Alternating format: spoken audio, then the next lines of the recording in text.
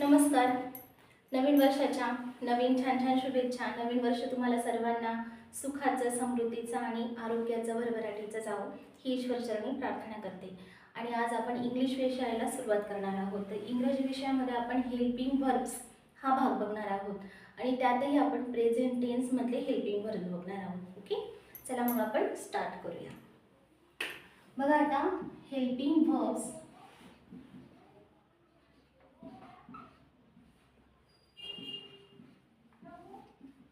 Okay.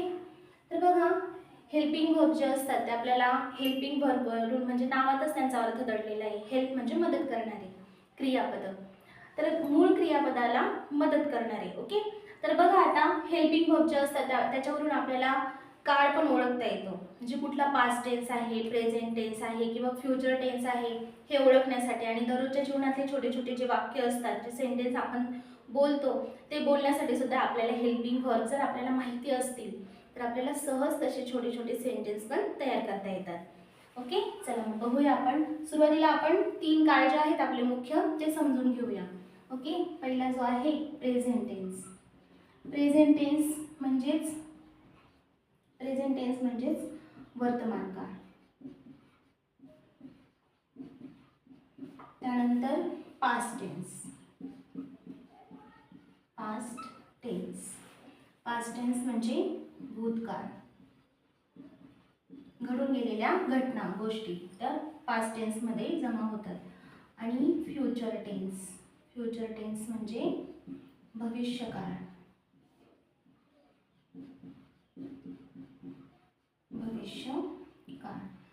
जो घडणार आहे पुढे भविष्यात असा फ्युचर टेन्स. आता बघा याच्यामध्ये टू बी ची रूप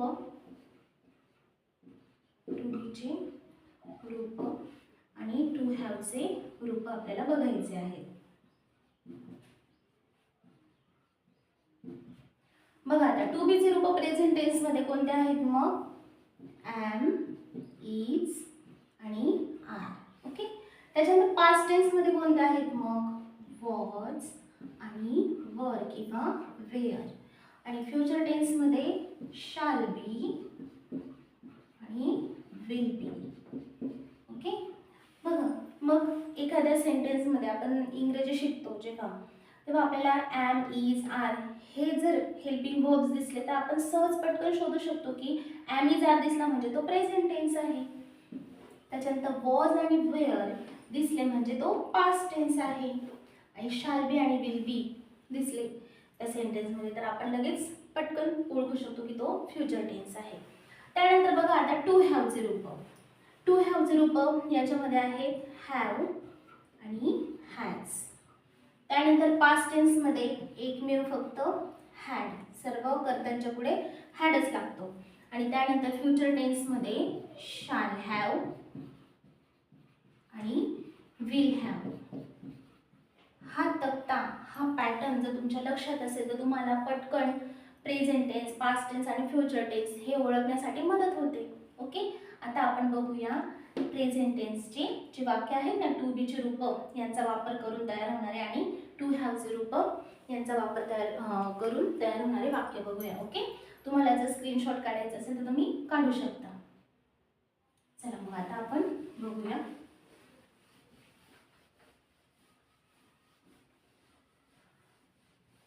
आता मी सर्व आधी कर्ता लिहिते म्हणजे सब्जेक्ट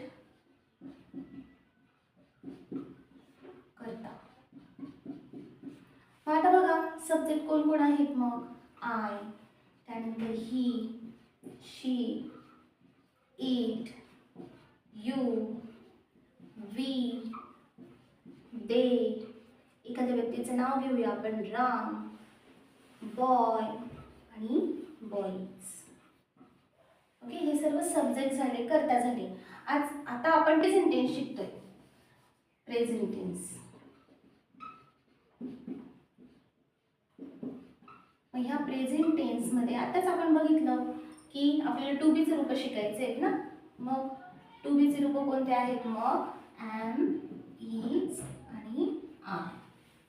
ओके, मग बघा आता आयच्या पुढे कोण येईल मग? आय एमच बोलतो आपण नेहमी. आय इज असं बोलणार नाही, आय एम बोलतो. त्यानंतर बघा ही, शी, इट यांच्या पुढे नेहमी हे एकवचने आहे, मग इज असेल यांच्या पुढे, ही, शी, इट यांच्या पुढे ही इज, शी इज आणि इट इज. त्यानंतर बघा यू, वी, दे हे अनेकवचने, मग यू च्या पुढे असेल आर, वी च्या पुढे असेल आर, वी आर म्हणजे आम्ही आहोत, दे आर मीन्स ते आहेत. आणि या तिघांचाही वापर म्हणजे या तिघांचाही वापर आपण प्रेझेंट टेन्स मध्ये करतो. याचा अर्थ काय होत असेल बरं? आहे, आहे आणि आहेत. ओके, आय एम म्हणजे मी आहे, he is, she is, it is म्हणजे तो आहे, ती आहे, ते आहे. यू आर म्हणजे तुम्ही आहात, वी आर आम्ही आहोत, दे आर ते आहेत. आता राम ही एकच व्यक्ती आहे म्हणून रामच्या पुढे राम इज, बॉय इज आणि बॉय इज आर. ओके, आता बघा आपल्याला जर याच्यापासून छोटे छोटे वाक्य तयार करायचे असेल तर आपण असे तयार करू शकतात.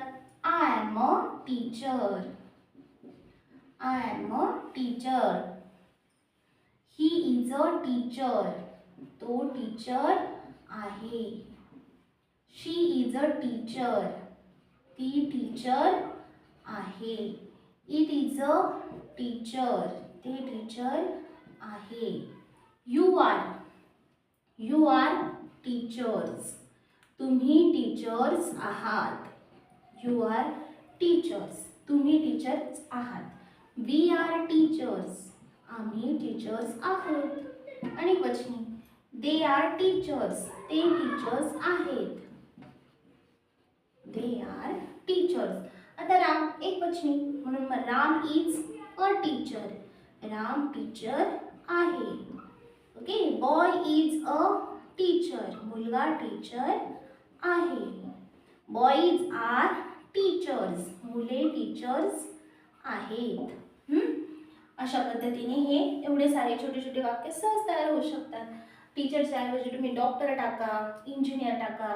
अशा पद्धतीने खूप सारे आपल्याला सरावासाठी हे वाक्य महत्त्वाचे ठरतात. आता याच्यामध्ये अजून एक नियम असा असतो. आता टू हॅवची रूपं बघूया आपण. टू हॅव तुम्हाला सांगतेच मी. टू हॅवचे रूप आपण कोणते बघितले होते? हॅव आणि हॅज. बघ मग आता इथे परत मी करता लिहिते सब्जेक्ट.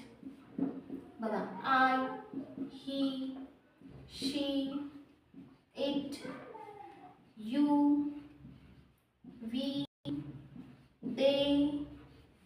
त्यानंतर राम घेतलं होतं आपण, राम, बॉय आणि boys.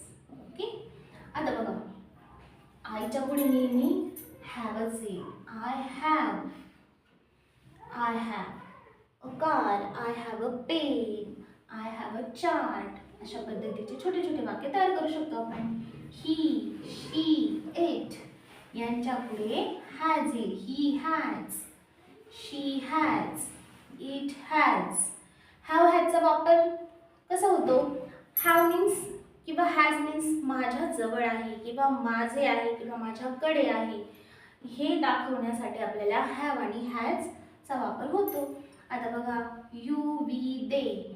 You have, we have, they have. Okay, Ram, रामच्या पुढे हॅव येईल की हॅज? तर राम एक आहे ना, एकच व्यक्ती आहे म्हणून has. Boy has, boys have, boys have येईल. ओके, आता बघा याच्यावरून आपण सपोज माझ्याजवळ कार आहे, मी कसं बोलू शकते? I have a car. एकच कार आहे ना म्हणून अ वापरला. Okay, I have a car. He has a car, त्याच्याजवळ कार आहे किंवा त्याची कार आहे किंवा त्याच्याकडे कार आहे. शी हॅज अ कार, तिच्याजवळ कार आहे. इट हॅज अ कार, त्याच्याकडे कार आहे. You have a car, you have car, तुमच्याजवळ कार आहे. Okay, we have a car, we have a car, आमच्याजवळ कार आहे. दे हॅव अ कार, त्यांच्याजवळ car आहे. राम हॅज अ कार, रामजवळ car आहे. Mahesh has a car. Okay, Ruchita has a car. असे खूप सारे आपण नावं घेऊन आपण छोटे छोटे वाक्य तयार करू शकतो. Boy has a car, boys have a car. मुलांजवळ कार आहे. लक्षात येईल मग असे हे वाक्य तयार होतात. आता सपोज आपल्याला एखाद्या प्राण्याविषयी माहिती लिहायची असेल, the cow, the dog, the cat, okay, आपल्याला विचारतात ना, चौथी असेल, पाचवी असेल, आपल्याला असे काही मुद्दे दिले जातात, छोटे छोटे पॉईंट्स दिले जातात आणि त्याच्यावरून आपल्याला माहिती लिहायला सांगतात, बरोबर. मग त्यावेळी सुद्धा आपल्याला टू हॅव, टू बी यांच्या हे जे रूप आपले असतील पाठांतर किंवा आपल्याला माहिती असेल तर आपल्याला सहज तसे सेंटेन्स तयार करता येतात. तर सपोज आपण काऊ घेतलं, मला जर बोलायचं असेल की गाईला 4 पाय आहेत, मग मी कसं बोलेल? काऊ हॅज. बघा, काऊच्या पुढे काय वापरायचे आपल्याला? Has. Cow has 4 leg. 4 legs. Okay. गाईला एक लांब काय बोलतात त्याला? टेल, म्हणजे शेपटी आहे.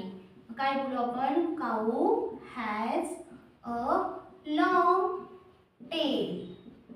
गाईला लांब शेपूट आहे. गाईला 2 शिंगे आहेत. मग कसं लिहायचं?